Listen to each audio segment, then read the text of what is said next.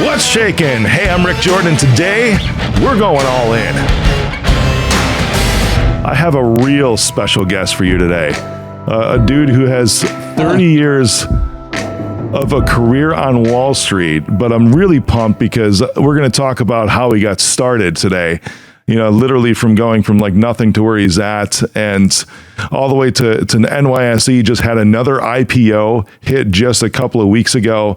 It's super exciting. Todd Alt, welcome, my man. Dude, you make me sound bigger than I am. Yeah. What's going on with me? How you doing? I'm always really high energy. Well, you know that. I'm good. Yeah. I just had the pleasure of being on your show. What did you do for New Year's? Oh, I did it. What did I do for New Year's? It wasn't much. It was just hanging out with family. There was a couple of kids of mine that were feeling under the weather. So it was a really low-key New Year's this year, which was sort of welcome. And I know that with you, you understand this, right? Because we're always go, go, go all the time. It's kind of refreshing when you get something that's just a chill day. That's a day that everybody expects you to be out and partying. I enjoyed that.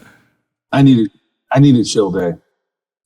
It hasn't been chill, and it's not going to be chill in 2023. I think this weekend we have the two-seater Indy cars at the Las Vegas Motor Speedway as we're preparing to launch BitNow.com, which is a lifestyle brand site. And then I think it's nonstop into Indy season, the launch of BitNow. I did complete my last acquisition I'm going to do for at least 12 months. In December, I bought a crane company in Texas, about 53 Grove cranes, 250,000 ton cranes. It services the oil industry. So I wish I could take a day off. I'm going to try to squeeze like one day this weekend where I can sleep for 8 hours, but it's nonstop. And I thought New Year's would slow things down, but it has not really slowed anything down. I'm with you. It tends to speed up around this time of year from what I see too. And you mentioned something about the crane company, and this is intriguing because I'd love to talk about what your very first acquisition was, right? Because your specialty is acquiring undervalued assets and disrupted technologies that can have a big impact on the global market. And it's interesting to me because you're involved in so many different areas and industries. Yeah, it's so diverse. I mean, you go from pharmaceuticals, which I think was one of your IPO just a couple of weeks ago, right? But now you're talking about a crane company. How do you decide what you're going after? Well, the funny part about the market is, I thought a lot about this evolution of the market, how long it's actually been around. If you think about how long humans have been on Earth, and let's say it's debatable, let's just say we agree with that it's 5,000 years. I am not making a political comment on whether it's 300,000 or 5,000 or 2,000 or anything like that. But in the big scheme of things, money has been around for a long time, but actual government issued currency in the manner that it's controlled now has only been around for like less than 100 years. And even less than 100 years ago, the Bank of Illinois used to issue currency, U.S. currency. It was printed by different banks, and so we're not as mature as we are, right? We think we are, and I always think that wow, this could never happen, and then it happens, right? Like the pandemic in 1918 happened. But you and I weren't around for that. We only hear stories of it. Yeah. But the recent pandemic has just made everything upside down. Like what's right is left, left is right. Sort of black swan moments, as I say them, right? And so I try to buy when something is so hated that no one wants it. And if I just listen to myself on that, I've made a fortune. I've made a fortune buying real estate when no one's ever going to rent an apartment again. And then now everyone has to have an apartment. I made money when I bought Jack in the Box when they had actually served hamburgers that had E. coli in them And the stock Yeah, went from remember 18 to 270, 275. I think 7 people died. Maybe it was 4 people, 700 people sick. And so right now I'm really big on Bitcoin.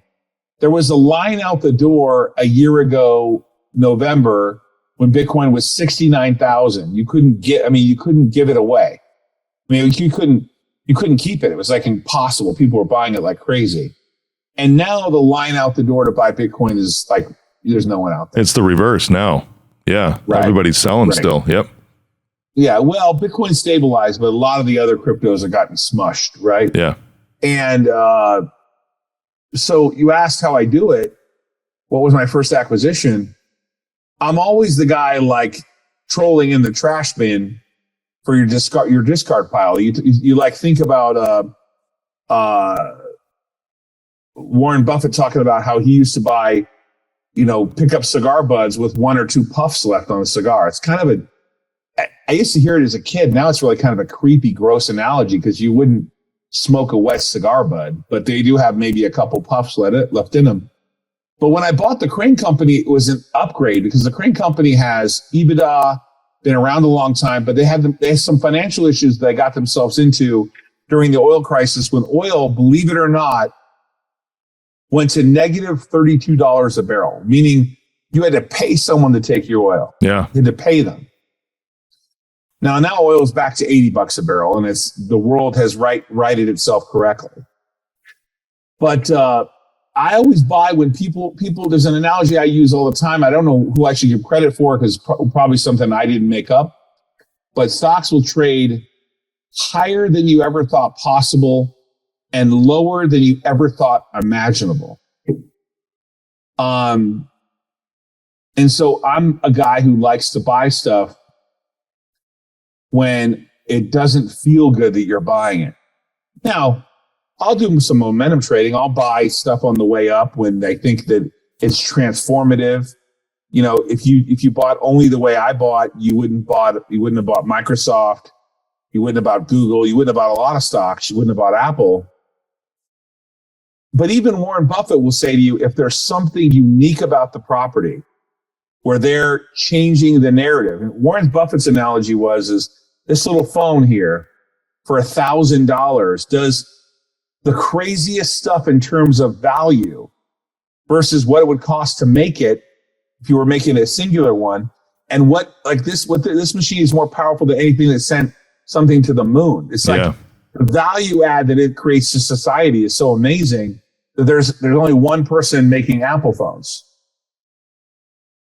There's only one person, right? Bingo. One company. And so it's just I try to buy stuff that's on sale, but it's there are periods of time where people are willing to pay $140 a share for Peloton, and then now they're willing to pay $9. And I keep having to remind myself of it's never different this time because it's never different. But during the pandemic, it became different. I'm going to be a diamond hand. I'm an ape. I'm going to own AMC, even though they own billions of dollars of lease payments. And in fact, I was attacked viciously for being short AMC at $30, aggressively attacked. And I read a report where they said it was going to go to $1. And of course, it's on its way to $1 right now, right? Yep. Because at the end of the day, you still held the short position? You still held the short position the entire time? No, I don't. But at the end of the day, you have to have a business that ultimately produces some sort of cash or some sort of value that can be realized. We don't agree on Bitcoin, myself and Charlie Munger and Warren Buffett, but I don't think you could argue anymore that Bitcoin is the premium digital asset. There's no question it's the best of a scenario where you have someone like Sam Bankman-Fried who just made up a coin and then borrowed against his made up coin. Yeah, no joke. For sure. It's out of a movie.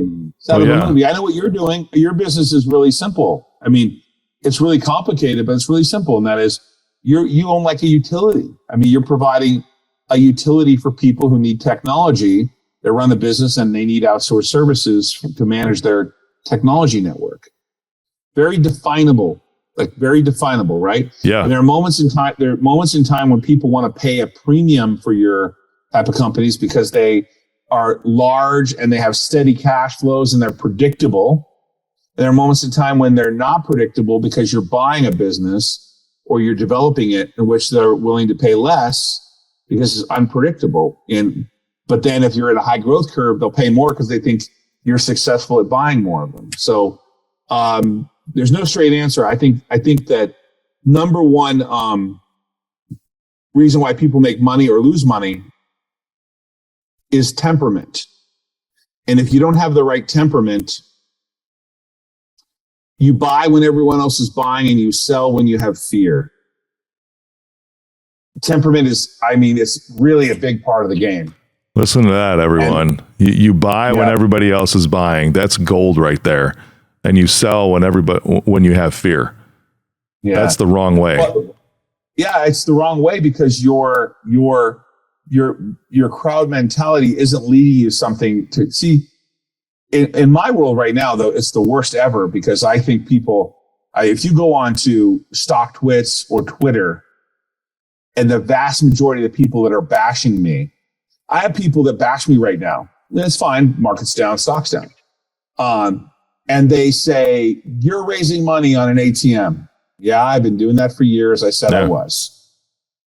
Did you read any of the filings? You know what you own before you invested? And then they say, you're a liar. But no, I put it in the filings. Did you read the filings? But most importantly, I read the people say, I put my life savings in your stock. Why? Yeah. Why would you do that? That you're just a gambler now. Yeah. You're not really an investor. That's the key differentiator, isn't it? Even with crypto, that was the case. There were so many that were gambling rather than investing. Right. So I ask people all the time, like, why are you doing something?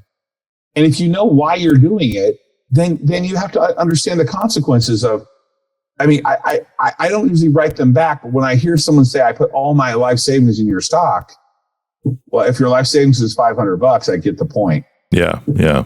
I hope if you put your $500 in there, you don't have any credit card debt, because if you have credit card debt, get rid of that stuff first before you put any money, your life savings into a stock, which I would never do. Now, I happen to have most of my life savings in 2 stocks, but that's because I own and control most of the companies. Yeah. I apologize. 1 second. Skylar, what's up?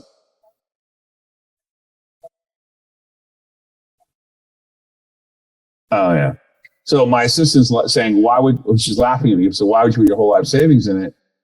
I'm more dumbfounded now because my biggest concern is I see people that don't seem to be educated effectively using the market to gamble. Yeah. And I don't know where they got the mentality. And then I listen to my kids and they say, well, you're not really taught to invest in high school. You're not taught these basic fundamental foundational stuff. And then there's a generation now. I don't know how old you are, but I'll date myself and say that in 1998 to 2001, when I was managing money, I could not convince people or explain to them that just because you put a .com next to your name, the stock shouldn't go from $9 to 200. Yeah. But it did. And it worked until it worked. So it's like this party where everyone gets drunk and they keep getting drink. They drink more and more and more and more and more and more. And then eventually they have to wake up in the morning and they have a hangover. Well, the market has a hangover now. And the Fed basically said, hey, we're going to pull the punch bowl away, which is lower interest rates. We're going to jack those up in your face. At the same time, the government was issuing people money to help them during the pandemic. And that's over. Yeah. And we're all dealing through right now we're in the hangover. We're in a hangover, man. It's a hangover. Well, it was overextension because all that money that was issued, it was all based upon debt anyways. It was new debt that the country took on and then spread around just to bolster the lives of individuals for a moment, just like having a party night, right? It's fun for a moment, but then, like you're saying, you have the hangover the next day and you wake up and realize, what the fuck did I do? And I would say it was good that we had that party. You want to help people during a pandemic. Absolutely, when the government says we're going to shut everything down. they got to do the right thing by people. But now we got to tighten our belt a little bit and make sure that we're efficient and not thinking it's coming back. And, you caught me on a day where I'm in a weird retrospective mood because I see people spending money on like tennis shoes. I must be that I'm not a boomer. So all those guys out there want to write boomer below my name. I'm not a boomer. But I can't believe that you can go to a shop in Vegas and buy tennis shoes for $500 a pair that sold on Nike for $100. Yeah, no kidding. But that's the world we live in, man. Yeah. My son wanted an off-white belt. That's great. Or the Yeezys that were just around for a bit. But that's a good example, right? The Yeezys are a really good example of how the market can shift so quickly.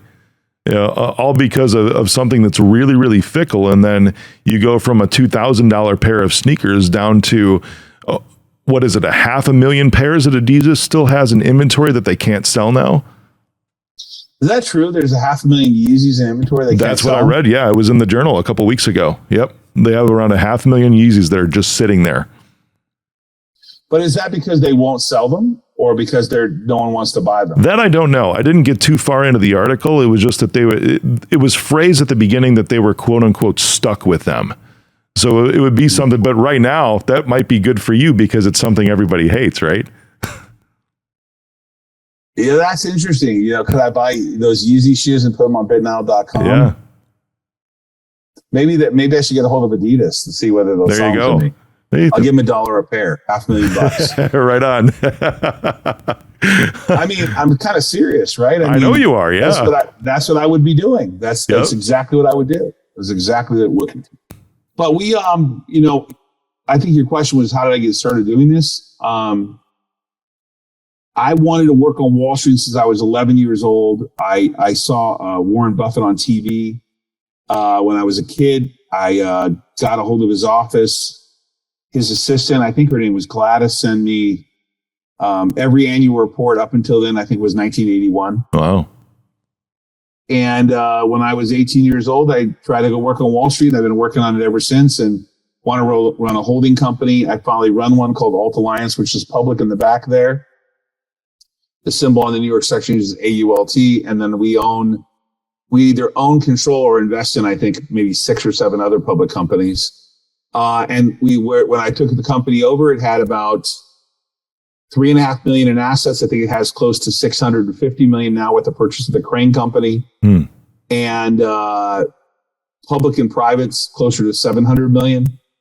And then we have sales that with the combined companies, I think will be approaching 200 plus 230, 40 million, including the 2 companies we're going to spin off. So I think we had sales of 6 million when we started in 2017, give or take 16. And now we're going to be at closing in on $250 million, hopefully by 2025. For the first 9 months of this year, we did about 100 million. So we're in everything. We're in lending. We're in biotechnology. We're the largest. We own control of the largest karaoke company in the world, called the Singing Machine, which is on the NASDAQ. The symbol's MICS. I remember those from when I was really, really young. We have the Crane company. We have 5 hotels, with 4 of which we own outright. We're all over the map. 2 Marriotts, 2 Hiltons. That's incredible. Part of a diamond business. Yeah. Oh, you were 18 when you started on Wall Street. And I kind of was. I mean, no one really wants to hire you at 18, but I kind of started it. I was going to say that's young for that to be on the street. Yeah. So, did I hear you right that you just cold called Warren Buffett's assistant? I saw him on Lou Dobbs's Money Line. Okay. And I had called his office. She answered the phone. I told her who I was, and she sent me the annual reports. Back then, there was no email. Yeah, yeah. In fact, I don't even think there was call waiting. When you call the phone number, there would be a busy signal. No one even knows what the busy signal is. And I called her. She said she sent them to me. They arrived a couple weeks later, and the rest is history. And if I would have just listened to the guy a lot more than I should, I mean, if I would have listened better, I'd probably be a richer guy. I didn't listen that well, but I pay a lot more attention than I used to. Well, yeah, who does when you're 18? I mean, when you're 18, there's a lot of grandiose ideas that one can have, and there's a lot to be said about experience brings temperament. Well, that's definitely happened for me. My temperament has changed dramatically. Yeah. I think, Scott, what do you think? My temperament's changed even since you've known me, hasn't it? Night and day. I don't tend to get as excited as I used to, or mad as I used to. Still get mad occasionally, you still get excited, but the extremes are more mellow. And as you get to be a bigger company, when I give this analogy, when you're a small company, you're driving a speedboat, everyone's holding on board and they're all turning with you left and right. Hanging on for their dear life is what I've noticed. Yeah. And when you get to be a little bigger, if you still drive it like a speedboat, some people fly off the edges, and when you turn, or they hit against the wall. And then when you get a little bigger, like we are now, you got to drive it like a little bit like not an ocean liner, but like a small yacht where you're turning a little slower. But eventually, as we get towards $1 billion, I'm sure we'll be turning like a ocean liner where it's an 8-mile turn, and you don't want the deck chairs to fly off to one side. You want everyone to be calm. Yeah, that says something too about risk management, because as I'm looking at scaling too, it's something that I've got some big hitters that are on my board, but there's one individual in particular who always wants to talk about risk management, and that's where I'm seeing is he's looking down the road when there's $1 billion in revenue, and he's saying, okay, what can we do? Because right now we can dodge, we can pivot, we can maneuver pretty quickly. But when it comes to that point, the analogy he gave was almost like the Titanic avoiding the iceberg. You have to see the risk even further out to be able to make those shifts. Let me ask you a question. Yeah. How many payrolls have you had to make in your lifetime? Oh my God. If you take, we'll say 25 times, just as an average, 25 times 14 years. So you're talking, 400-ish? Do you think that you know what I'm about to say to you next about making a payroll? Oh, yeah. Yeah. There's nobody that can understand the emotional load until you have to do that. I can't, and I've taken me a long time to figure this out. But I used to hire people. I'd have people that came over from Harvard, had their business degrees, and they were like, oh, I work for GE. I managed this division. I have 3,500 employees. I cut people and I made cut expenses and we got more profitable, et cetera, et cetera. And there's a reason for that to be a manager. Yeah. But for me, it's really hard to take advice from someone from a business standpoint to understand what I'm doing until they've had to make a payroll. Yeah. So until you've had to make a payroll where you're responsible to make sure other people eat, that their families are taken care of. I get a lot of people, on social media saying shit about how they, what they think about me. And I say to them, go fuck yourself. Because until you've made a payroll, you should fuck off. I don't think you can't provide me any advice. Like your opinion only matters in that it's your opinion, right? Yeah. I mean, you're like, I work at a Walmart and I'm a manager. Okay, great. You have to managing people, by the way, is one of the hardest things in the world. But until you've had to make a payroll, where you run a business where you're responsible to make the payroll, everything you've been taught is theoretical. Yeah. You don't know what you're doing. Yeah. You haven't really had to do it. Now, I may be biased there, but I'm not talking about like, oh, my partner and I, there's two of us and we started an online business and we do drop shipping. Okay. All right. So you had to make your own payroll and your partner's payroll. Yeah. I'm talking about, I might be wrong, and I say this very carefully. Please look at the filings. But I think after the crane company and the hotels, I think we have like 515 employees. Yeah. Yeah. You got to make payrolls, right? You got it. And so to your young viewers out there, you got to be careful where you're getting advice from. I know what you do. You run a business in which you have to make a payroll. Bingo. You have to make sure there's revenue coming in. The people are paid. When I was a kid, and I took out my first job, I was thinking, well, I never even worried that people could pay me. Yeah. I got a job making, I was at Albertsons at $4 an hour. I was thinking I was a king, king shit because I was a box boy. And back then was $2.35 an hour, but I got the $4 an hour box boy job. Nice. I never thought that Albertsons wouldn't be able to pay me. Never crossed my mind. When I started my own business, I realized, holy crap, I actually better make the money because I got to pay this bill. Yeah, no kidding. I got to pay people, right? You're reminding me of my first job because I got a permit to work when I was only 15 at McDonald's, and it was $4.25 an hour. And there you go. When I was doing that, it was the same thing. I never had a thought in mind that store. And when I think about it now, as I look back, it was that owner had owned 6 franchises. So that owner was responsible for around maybe 200 people, and had to make sure that there was Chicago guy, right? Yeah, Chicago. Yeah. Chicago is where I own those hotels, Rockford, Illinois. Oh yeah. That's about an hour and a half from where I'm at. There you go. Yeah. Yep. So you worked for McDonald's. You got a permit when you were 15. When I was 15, yeah. I just wanted to get started on things and wanted to independence. That's really all it was. But yeah, it was $4.25 an hour. And when I would sit and think about, people managing labor, I would ask the managers, what's the biggest expense? At 15, I'm asking this. Like, well, as an assistant manager, we're responsible for our shift to manage and keep labor rates, because they would track revenue almost in real time, even back in the 90s. I don't know how they did it, right, with the systems, but they would start to cut people when they would approach 12% labor cost by the hour. And then they would start to send people home at night. To me, that was pretty advanced when I look back at it for the mid 90s. You're talking about at a McDonald's of all places, they would start to cut people when they would approach the 12% labor mark.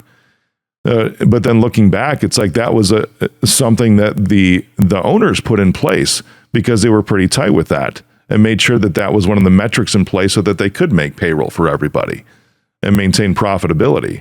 It was just very intriguing to me. So from the very beginning, I was a trainer when I was 15. I became an assistant manager when I was just 16 at McDonald's, and then moved into other retail and then of course technology, all of that. But it's I'm with you. It's an intriguing thought process because even with what I have now, I owned a private security company, protection agency, for 3 years, and I had 70 employees in that company. That was from 2016 to 2019. And the same scenario, because it was service, but then it comes to accounts receivable, it comes to collections, and it was pretty much time for money for all the individual agents, the guards that were out there, and you had to make sure that there was enough working capital in place to cover payroll when those people worked before you even got paid from your clients.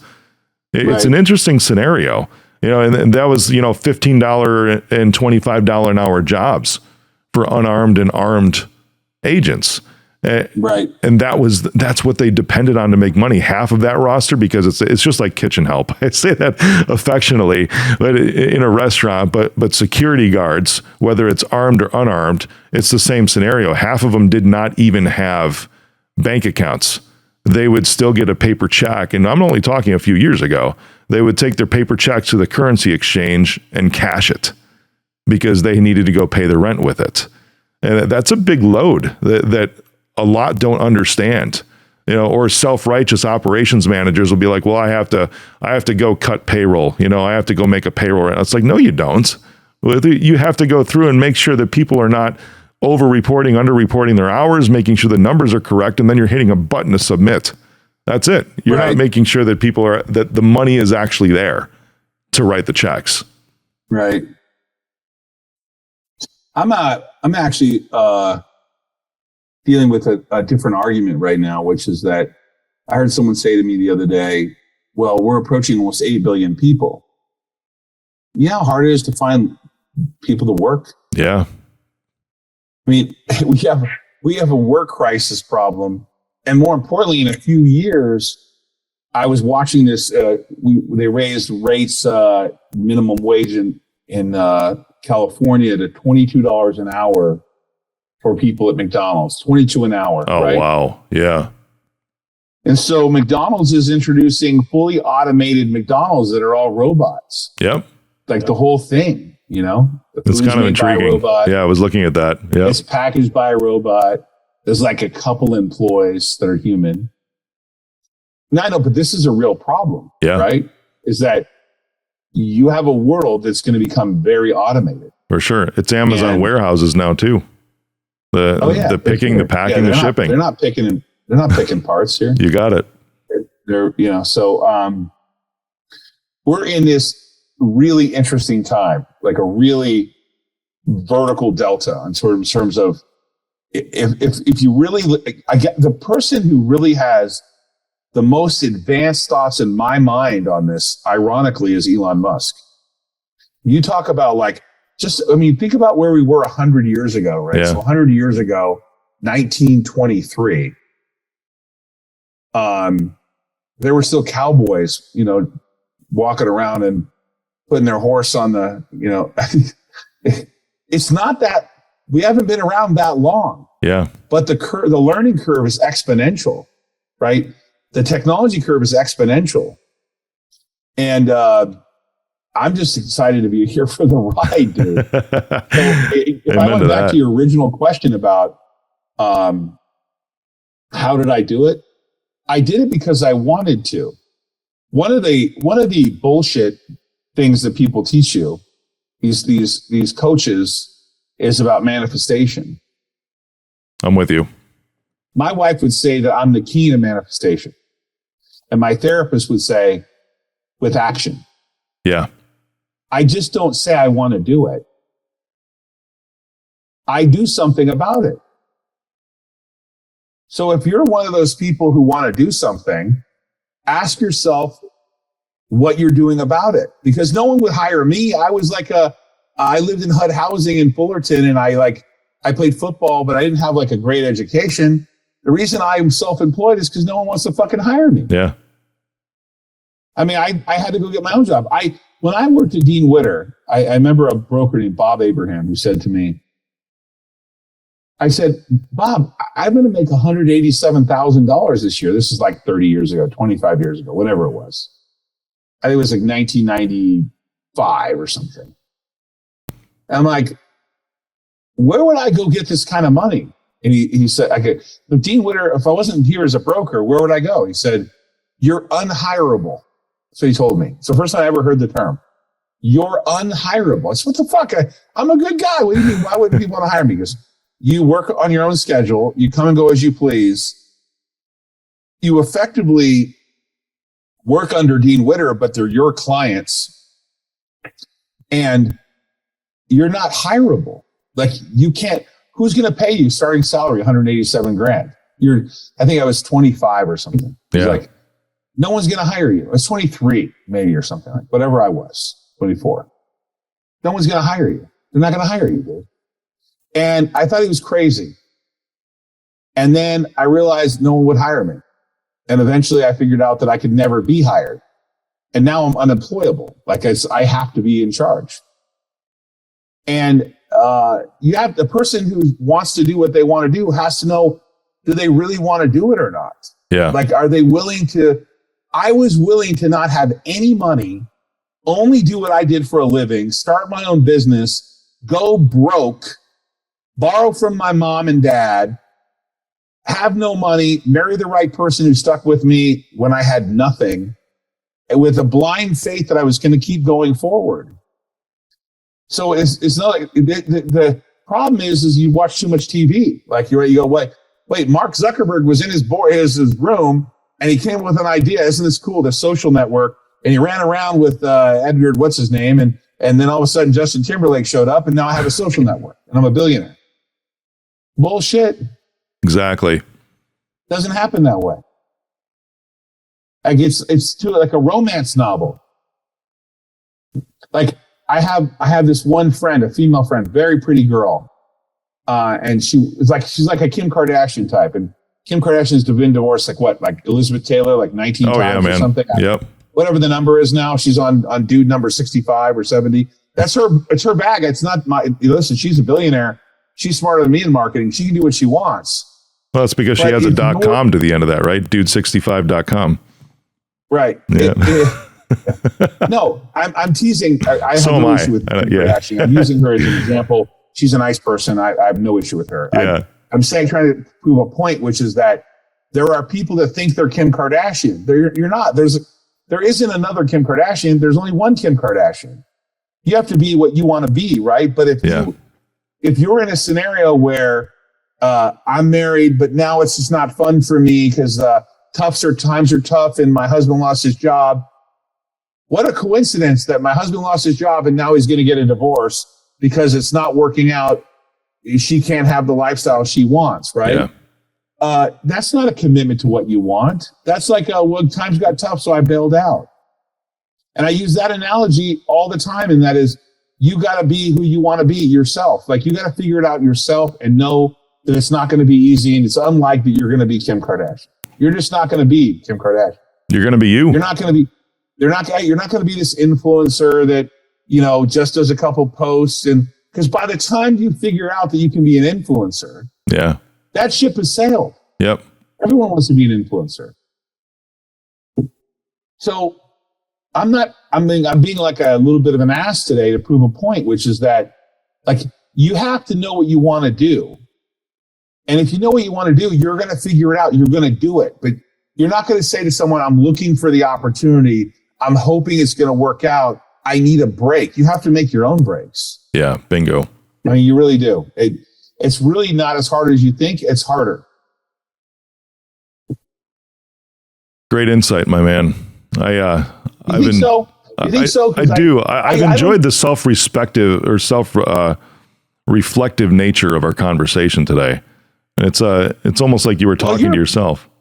I kind of was talking to myself. Yeah. But it's good. It was a good monologue for a lot of it, you know? I'll tell you that when I think about yourself, I know what you're trying to build in the service business around technology.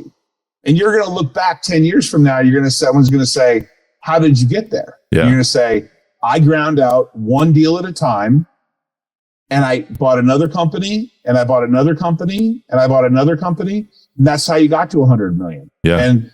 But there's no special road from 0 to 100 million without you doing the work. Yeah. Bingo. You got it. Everybody wants that. What's the phrase? You know, the overnight success that took 10 years.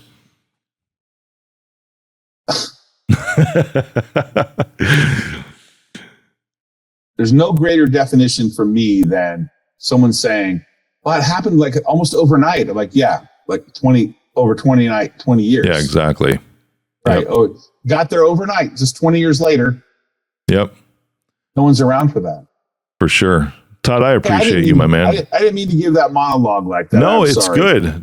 Don't apologize. Are you kidding me? Such great insight. You know, there was just a couple of things around. I'm glad Skyla jumped in too. You know, just to ask the question halfway through. You know, but it's your bio is, you know, a born entrepreneur and self-made man, and I love that because there's nothing else in going all in than just being real, and that's what this was today. You know, it was a good ode that we both gave to some NPR. I kind of like the feel. I don't have this feel too often.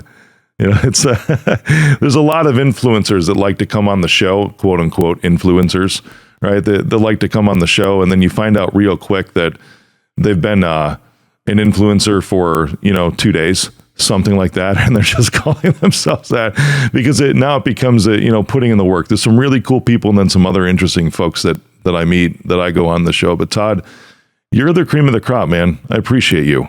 Oh, that's tremendously. You too, man. That's nice of you to say. Thanks for coming on. I'm happy to be here. All right. Been, I apologize for being a little, reflective here at the beginning of the year. But the reason I'm reflecting is because I've seen the last 2 years in this pandemic, people thinking it's different this time, buying stocks that are going to the moon, that are these new age Robinhood who's going to give you commission-free trading. Yeah. It's never different. At the end of the day, you got to do the work. And if you're making money trading crypto, and I'm really disappointed with what SBF did or allegedly did with FTX. Same. Fried. He's hurt an industry that's a great industry. Yeah. What I would encourage people to think about, right, is that in any time there's been boom bust scenarios, they have them in real estate, no money down real estate. It's the 2008 debacle. They had it in 2000. one, when the internet.coms busted, any great technology or new opportunity is going to be taken advantage of by people that will do things that they shouldn't be doing. But it doesn't mean that the industry isn't revolutionary. And blockchain is revolutionary. It's a revolutionary idea. Absolutely. And the technology itself is revolutionary. Right. One of the reasons I have such an interest in your business, what you're doing, and I know you're raising capital around your business, or you're planning to go public, is because your business is so definable and people need it. And so what I would tell people to understand if they want to start something is, what problem are you solving? Yeah. Why do you have passion about doing it? And your problem for you, my friend, is you're solving a problem where, as I grow my business, I need technology to help me support my business. I help people to support the technology around my business, but I'm not a technology expert. So I got to go to a place like a utility, right? Yeah. And I'll give people this analogy. When you go to turn on the power, do you think about that you have to press the power button for the power to come on? Because 100 years ago, you didn't have that option. 100 years ago, when you pressed the power button, you wondered if the power would come on because there wasn't a power button. For sure. My point is that what you're doing now is you're taking what is a utility now, which is software as a service, managed technology around what companies needs in desktop and customer service and what they need in terms of software to manage their business. And you're saying, we're going to give you managed services around your technology where you don't have to think about the power button. That power button is right there. And you can call us anytime. We're going to help manage your desktop remotely. We're going to make sure your technology and your tech stack works for you so you can go build your business. There's never been a better time ever in the history of mankind than start a business today. Yeah, right now. I'm with you. You want to sell something, you can go to Shopify, and something that cost billions of dollars to build when Amazon built it over 10, 15 years. Shopify is available now and you can set it up in a day. Yep. And you can get a company like yours right now and open up a call center and have the technology within a few weeks to have it all done and ready. Bingo. Never a better time to do it once you know what you want to do.